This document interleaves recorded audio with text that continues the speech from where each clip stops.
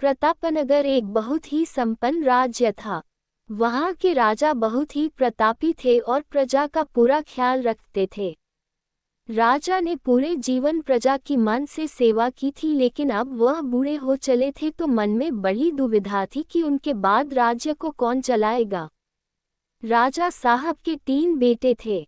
अब तीनों ने एक ही गुरु और एक ही विद्यालय से शिक्षा ली थी, लेकिन राजा ये निर्णय नहीं कर पा रहे थे कि कौन राज्य के लिए सबसे अच्छा उत्तराधिकारी है। अब राजा ने तीनों बेटों की परीक्षा लेने की सोची। एक दिन राजा ने सुबह सुबह सभी पुत्रों को बुलाया और उन सबको एक एक बोरी गेहूं देते। मैं और तुम्हारी माता तीर्थ यात्रा पर जा रहे हैं। हमें वापस आने में 1 वर्ष से भी ज्यादा लग सकता है। तुम तीनों की ये जिम्मेदारी है कि अपने हिस्से के गेहूं को संभाल के रखना, और जब मैं वापस लौटूं तो तुमको ये गेहूं की बोरी वापस लौटानी है। ऐसा कहकर राजा और रानी तीर्थ यात्रा पर चल दिए।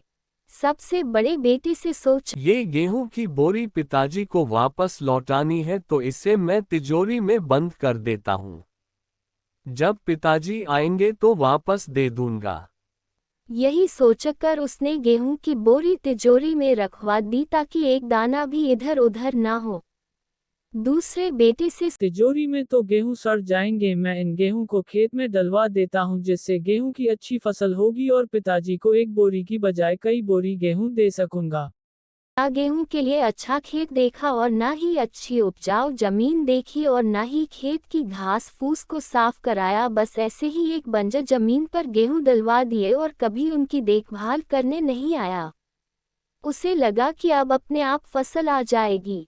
तीसरा बेटा ज्यादा समझदार था। उसने अपने मित्र के साथ मिलकर एक अच्छा खेत देखा जो बहुत उपजाऊ था। फिर उसकी मिट्टी बदलवाए, वहां घास फूस की सफाई कराए और फिर विधि अनुसार गेहूं के दाने खेत में बो दिए। पूरी लगन और मेहनत से खेत की हिफाजत की, समय पर खाद पानी सब कुछ दिया। साल भर बाद पहली फसल आई, उसने फिर से उसे बोया, फिर और अन्न उपजा। राजा यही कोई 3 वर्ष बाद वापस आया।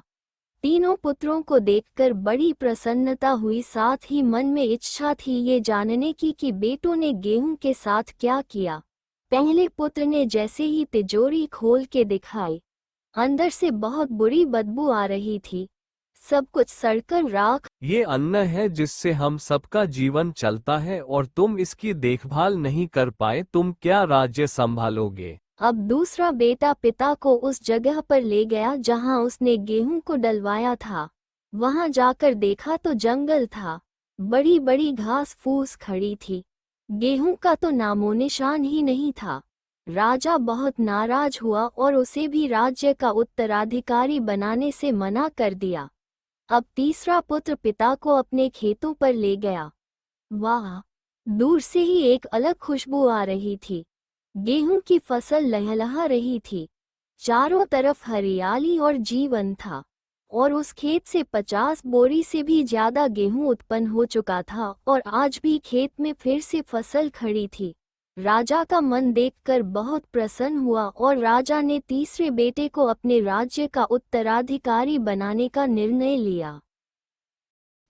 लेकिन हम अज्ञानी लोग इस जीवन को सड़ा देते हैं और अंत समय जब ईश्वर पूछता है कि जीवन में क्या किया, तो जवाब होता है शून्य, कुछ नहीं। अपने मन की जमीन को साफ करिए, उसमें जो घास फूस है वो हटाइए, मन में जो ईर्ष्या गुस्सा और व्यसनों को हटाइए और अच्छाई के बीच बोइए। फिर ईश्वर आपसे बेहद खुश होंगे।